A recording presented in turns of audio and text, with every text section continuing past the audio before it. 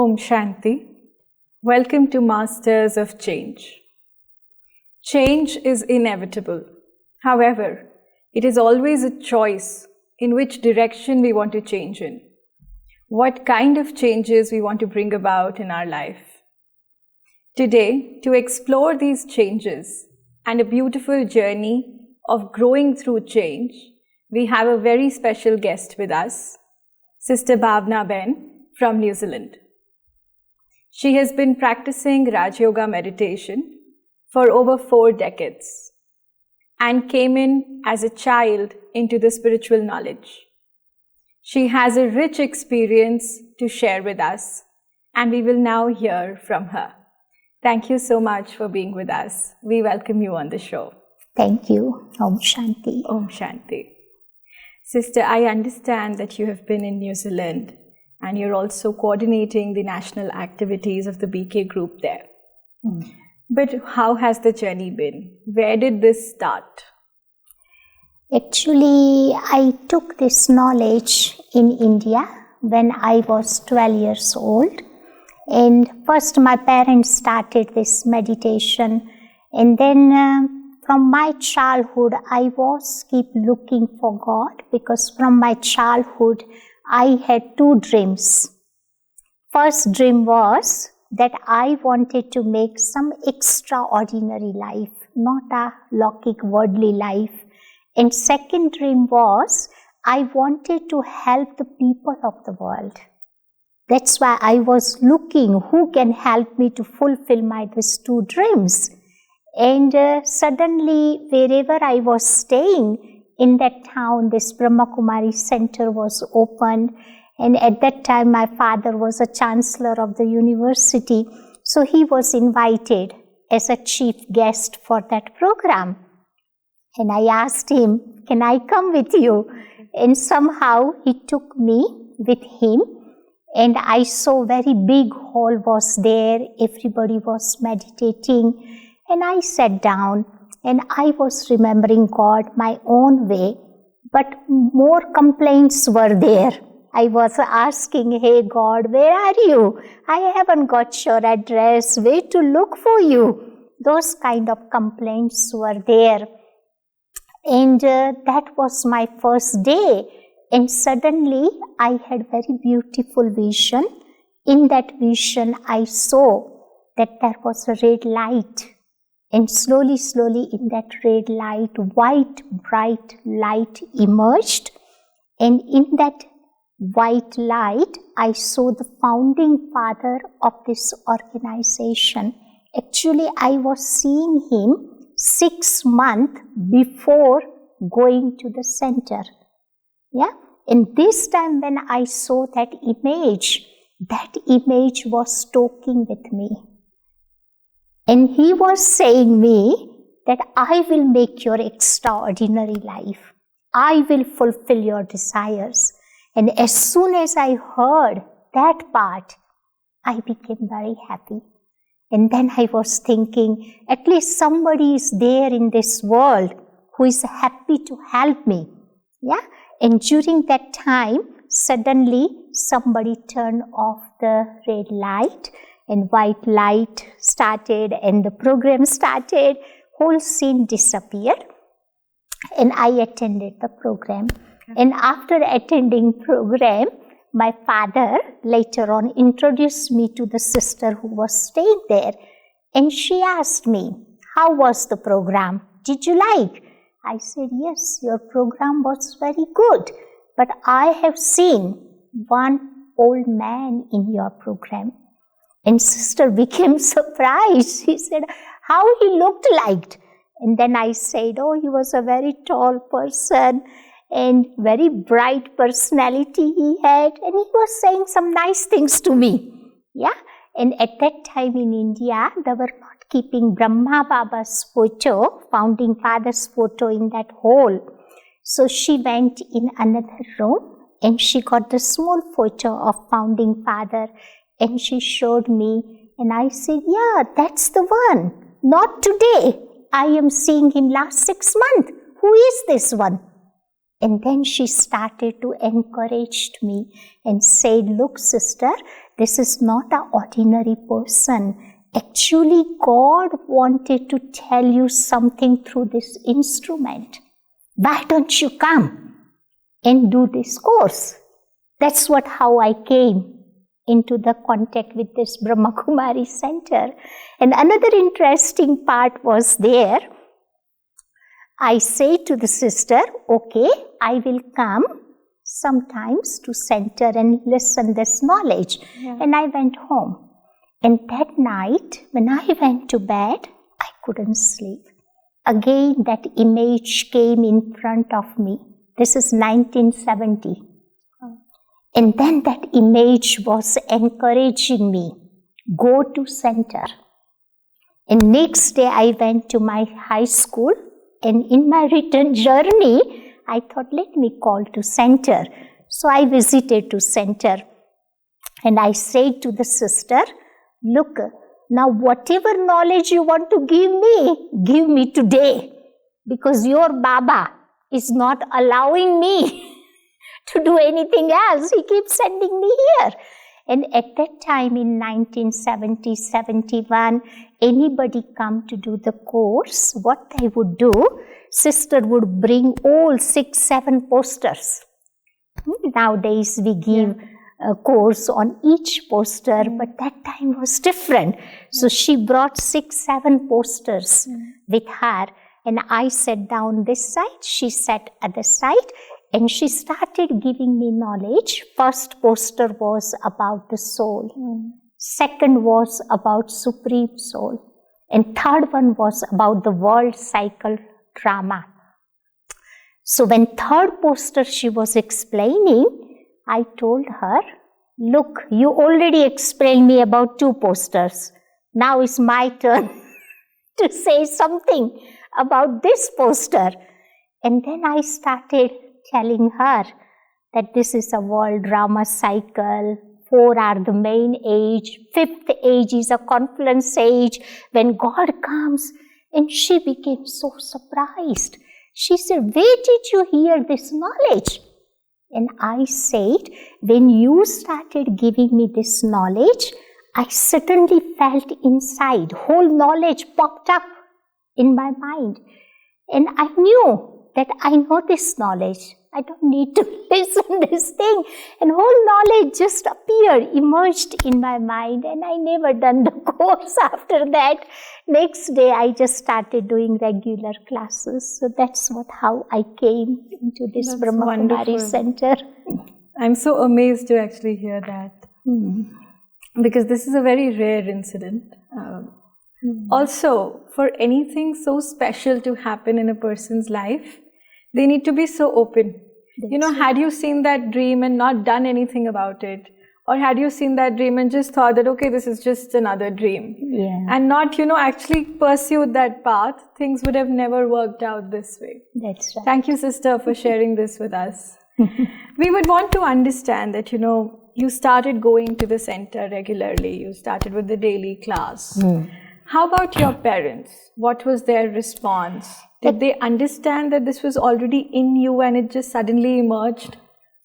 My parents actually, they started first and they were going to center. So that part was easy for me. So they didn't stop me going to center. They were actually encouraging me to go to center because, but one condition they had at that time, they said that first, whatever you want to do in your life, we will cooperate with you. We will help you. But you need to study. Complete your study. Try to take 2-3 degrees in your life. So if tomorrow any situation will come in your life, at least you can stand on your own feet. You are not dependent on anyone. So that only one condition I had in my life. So I said, that's fine, no problem. So 10 years I stayed with my parents and I started doing my Lokik study and Alokik study. And all vacations, holiday time, I used to spend in Madhuban. And I do service in museum service, Madhuban service, all different departments I was doing service. So very closely I was connected with Madhuban because Ahmedabad and Madhuban quite close. Right. Yeah. So anytime I want to go, I would go there, come back. So like that, Madhuban was like a part of my life from the beginning. Sister, after growing up, when you go to college, you take your degrees, you get so much more new exposure. You meet new people. So at that time, did you ever feel that, okay, I chose this path of spirituality, but I was an innocent child at that time. And now that I'm a grown-up adult, maybe I need to explore the world more. And maybe this is not just the only path that I would want to take. Was there any stage like that?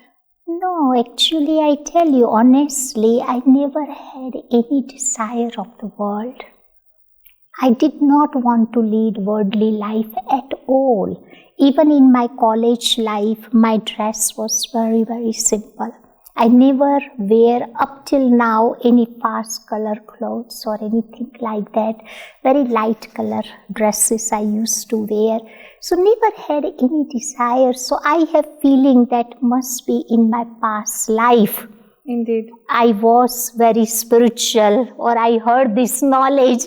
And in this life, everything was so easy, natural in my life. Because I born in such a nice, good family. Lokik, I am a Brahmin. So lot of some principles were there, disciplines were there in our family. So everything was quite easy. So never had desire to go to anywhere else, Just I was studying because that was the condition from my parents because they are both well educated. So that's what they wanted to do with their children. So I was respecting their desire. Wonderful. So sister, 10 years you did your Lokik and a Lokik study. Then how was the course of your life? After doing that study, I really realized that only through this path or this study, I can help myself and I can help the people of the world. Then in 1981, I dedicated my life to this organization. And during that time, I think a couple of families came from New Zealand and they visited museum. Then they met Dadi Prakashmani was there. They requested Dadi that we want one sister Dadi from India, so at least we can serve people in our country. So that thought was there in Dadi's mind, And during that time, I was conducting all children programs in Madhuban. And some children, I think 25 children came from overseas. So Dadi called me to look after them and to do the program for them. And I stayed with them 2 weeks and they all were saying to Dadi, Dadi, we want to take Sister Bhawana with us in foreign countries. So somehow the thought was there in Dadi's mind. And she was always encouraging me, Bhawana, you continue your study. Dadi has very special plan for you. But what plan, I did not know at that time. But one day, Didi Manmohini, she called me in her room and she asked me that, look, Dadi and Didi both have deep desire that you should go to New Zealand to do this service. And when they asked me, at that time I did not know where is New Zealand in the world map. But when they asked me, I just said, okay, Dadi, if you think I am worthy enough to do this kind of service, definitely I will go and do Baba's service there. And then I applied for the visa. And when I applied for the visa, I got the visa for 6 months. Dadi asked me for 3 months. So first I went to Australia. And I stayed there 2 months. And then I went to New Zealand. And when I went first time to New Zealand, it was a quite big change for me. Because different culture, different weather. I born and brought up in tropical weather. Yeah. And here weather was very, very cold. And winter time I went there. Okay. June, July is our winter there. Okay. And then the way people used to speak, Yeah. I would not understand at that time their accent. Yeah. Yeah, I didn't understood English, but the accent was very difficult for me to understand. Different food was there. At that time, no Indian shops or anything. Different people were there. So, quite big change. But I was keep explaining to myself, I am only here for 3 months. And I don't want to disappoint Daddy or God who has sent me with lot of love and good feelings, for this service. So I didn't want to make them disappointed. So I was keep doing different programs and staying there and giving positive hypnotism to myself. Right. It's okay, 3 months I can tolerate. It's not a big deal, And after 2 months, I have written letter to Daddy because that time this modern technology wasn't available. We used to write manually letter. Yeah, and it would take 1 month. Letter would arrive to Madhuban. Okay. And another month I would wait to get that response. If anything urgent, then they send telegram. Okay. Yeah, so after 2 months I wrote letter to Daddy Ji and I said, Daddy, now 3 months is nearly going to finish. Can I come back? And Daddy sent me telegram. And she said, Daddy knows that you got the visa for 6 months and you have gone such far away from Madhuban. Yeah. Why don't you try another 3 months? So I said, okay, Daddy, I will try. And then after 5 months, everybody knew that I am going back to India. Okay. So lot of people came in contact. Okay. So they have started writing letter to Daddy Ji's to Madhuban and said that, look, Daddy, we don't want to send this sister back to India. We want to keep her here. And then Daddy sent me the message and she said, look, now I am not saying anything. Your brothers and sisters wants you to stay there. Yeah. So I said, what should I do, Daddy, now? And then Daddy sent me telegram and she said, make inquiry with immigration. Okay. If you have to stay in this country, what can you do? And then I made inquiry, and this is a Christian country. Yeah. So immigration said that if you want to stay in this country, you have to register as a church in this country. Okay. And that was a long process. Right. Yeah. So I left the country and I went to Fiji. Okay. But process was continued at that time. Okay. And after that, I think after 3 months, New Zealand immigration gave me visa for 2 weeks. Okay. And I came back to country. Okay. And before they registered, the person wanted to take interview. Okay. If I pass, then they would register. Yeah. Otherwise, they would not register. So next day, I had to go to Justice Department, where there was one judge. He's supposed to take my interview. Yeah. And I had no idea what question he would ask. Yeah. I just sat down in God's remembrance. And then first question he asked me, because we wanted to register as a church. Yeah. So first question he asked me, tell me, sister, do you conduct marriages in your church? Yeah.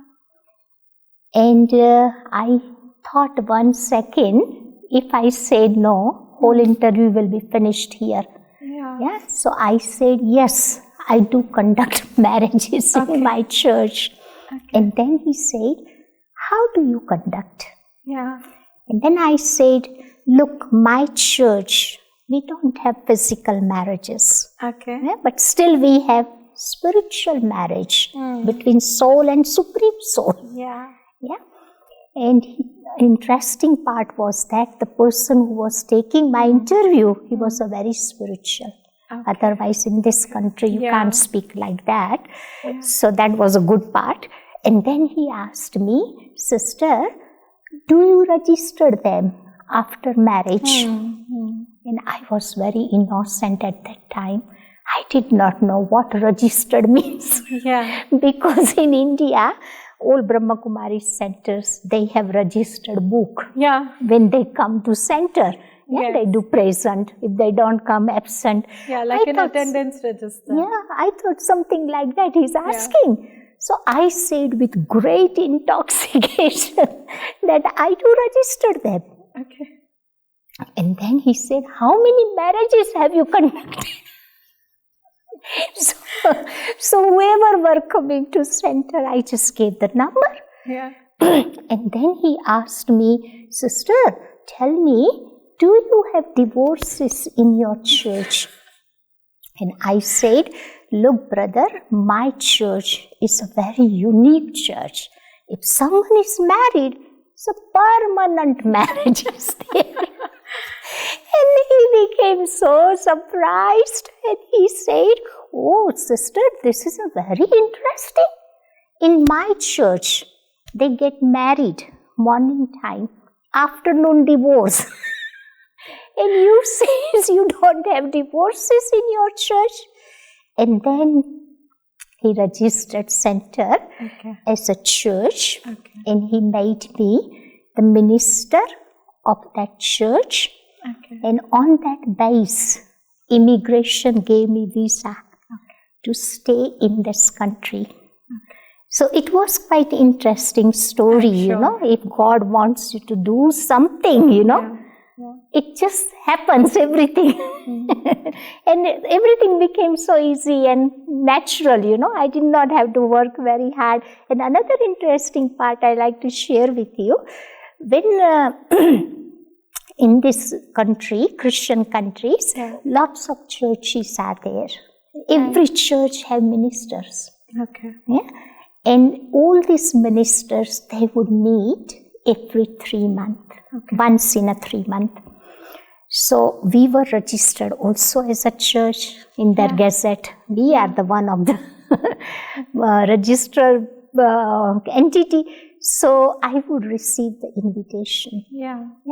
And whenever they have meeting, I would go to their meeting. Generally, you can see in Christian religion, all fathers, minister, they call father. They are quite in mature age, elderly person, and generally male body. And then they would see me.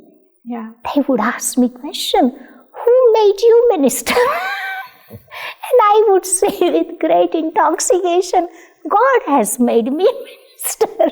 So we had very beautiful relationship like a father and daughter. And they used to invite me in their church and they would say, okay, sister, tell us, what do you do in your church? How do you do the meditation? So I would go to different churches and that's where we started doing service in this country. Wonderful. So sister, I understand from you that there were a couple of challenges and I'm sure there must be so many more. You know, now we are sitting here, we are able to connect the dots, but when things are happening, there's always a question mark and not a full stop. So what do you think to bring in any kind of change in life? What is the most important value that one must follow? For me, I think I never lost my courage. You have to have that courage. And I was keep reminding myself that I'm a very courageous soul. Few times I had meeting with God, and that's what the blessings I also received from God, that you have the authority of experience and you are very courageous soul. So that helped me a lot, and whatever challenges came, I faced them very nicely. Indeed. Sister, people your age, or people who must have done college degrees with you, they must be having a very different life. And you have a very different life. Their circle or the kind of people they meet, it's very limited. They can count it on their fingers. But with you, the world is your family. and it's unlimited number of people that you can meet and serve. So there's a major contrast in how somebody your age without knowledge is living their life, and somebody like you with knowledge, with great experience of spirituality is living their life.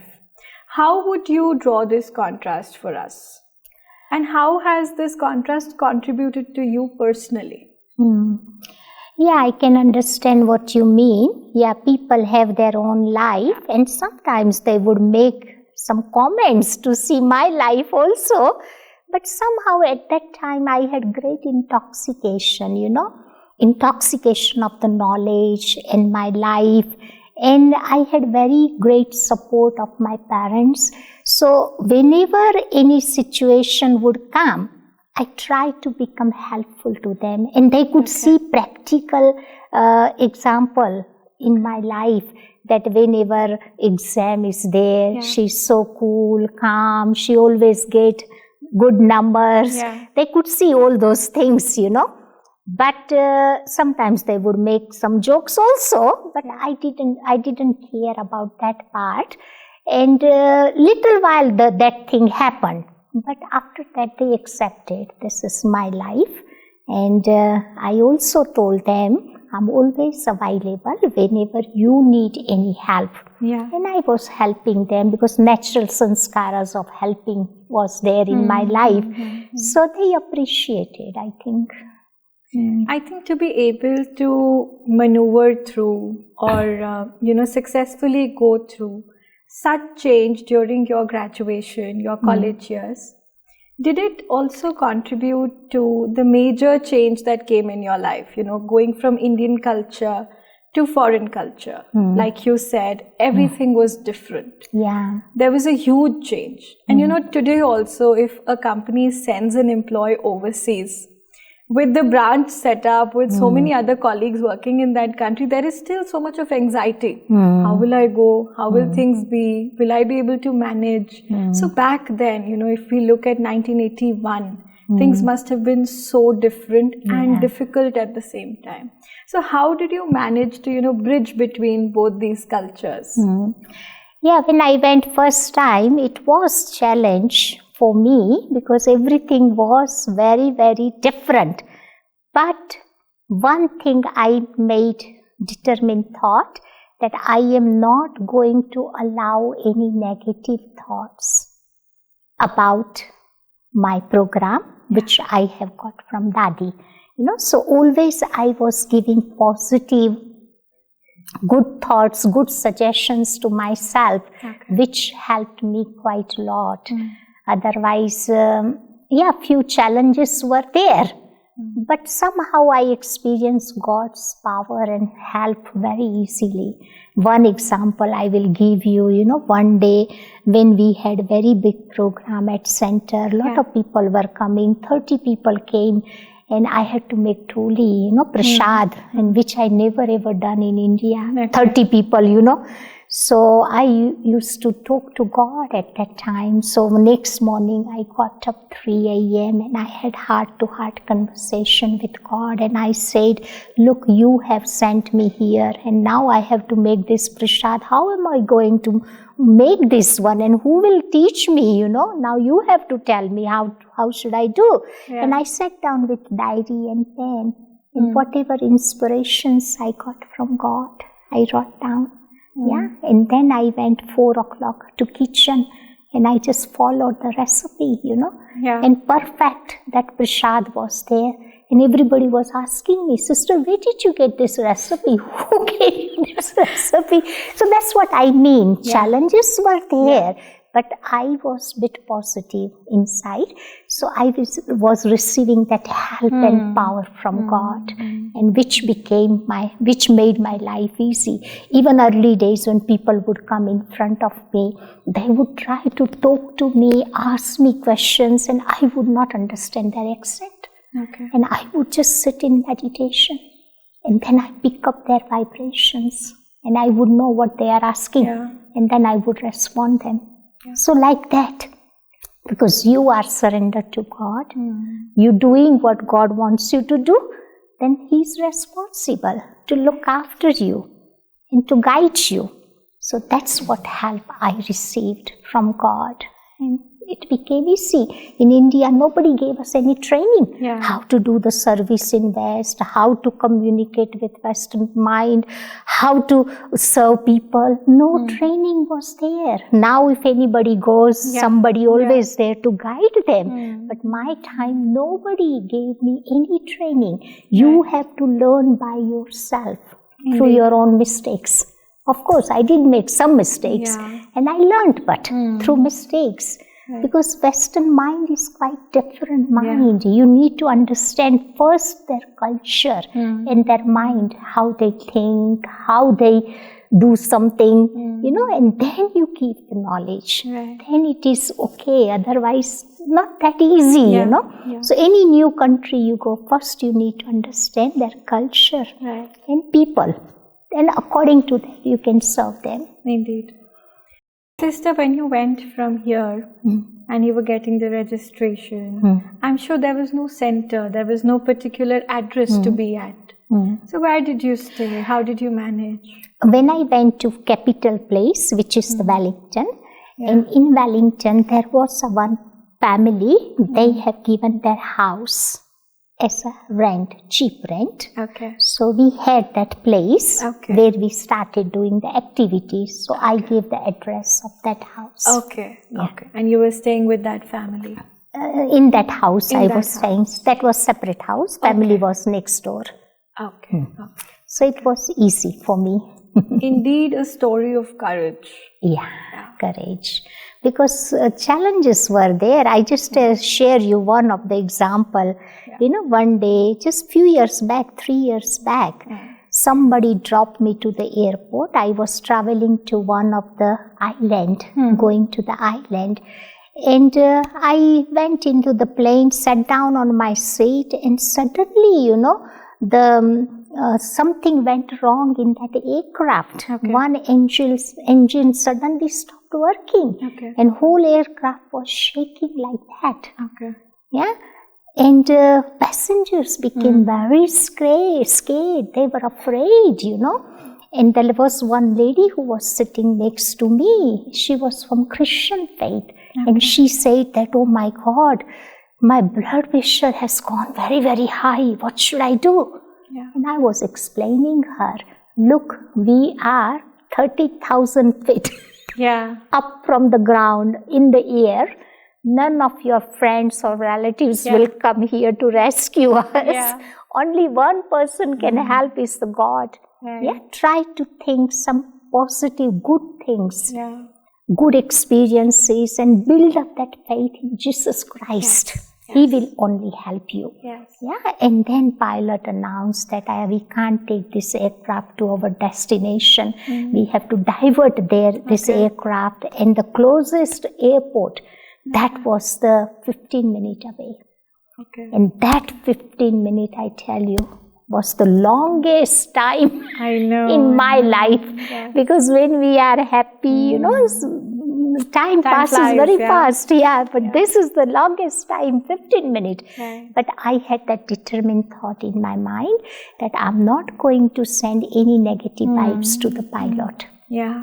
I sent positive vibes to him, because everyone's life is in his hand.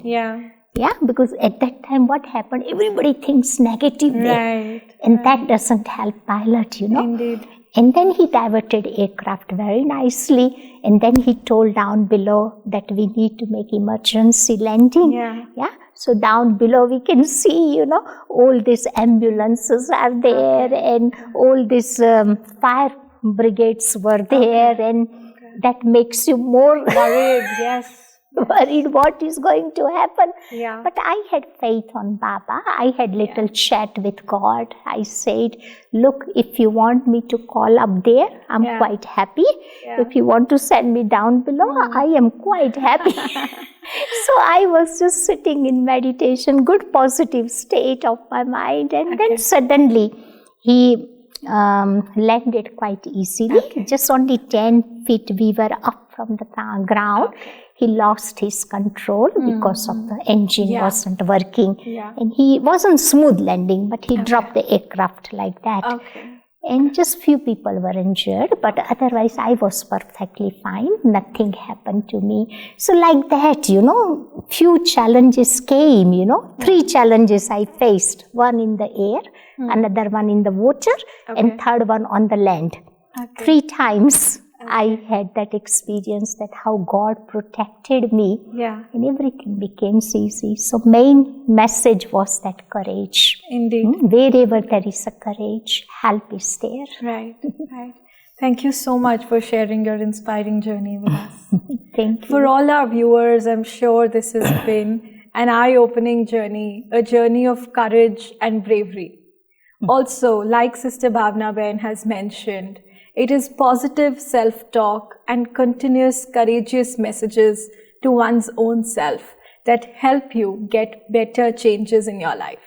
Any change would make us uncomfortable, but it's important to keep that positive self-talk intact. Thank you so much, Devi. Thank you, Priya Ben, for your time. Thank you. Thanks to all our viewers. We hope that you will be able to imbibe great learnings from this episode. Om Shanti.